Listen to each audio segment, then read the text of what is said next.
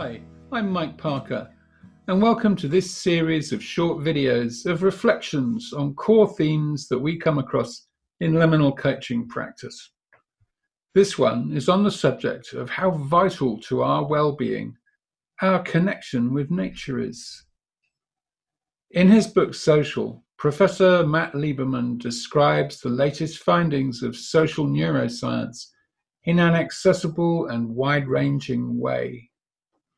One of the fascinating findings is that the centers of the brain that register physical pain also register social exclusion and isolation. These centers are more active in a positive way when giving $5 than when receiving a $5 gift. We are wired to collaborate and have empathy with one another. We are socially embedded.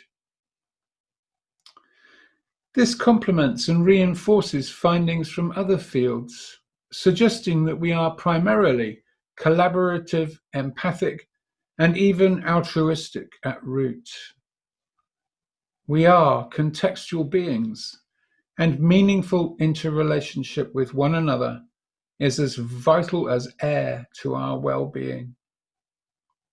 Now, evidence from Shinrin-yoku research, forest bathing studies, show that we are equally embedded in nature. Distress arises from disconnection with nature and seeing it brutalized in the same way that it does from seeing other people brutalized. Our nature is literally interwoven with nature.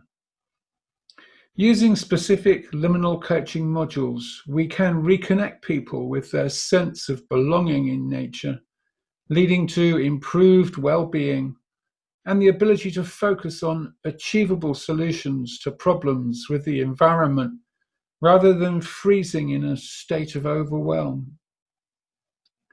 If our work with the environment and sustainability communities interests you, please reach out and connect. We don't charge for initial discussions. We'd love to hear from you, and we have a number of ways of making the coaching accessible for those working in these areas.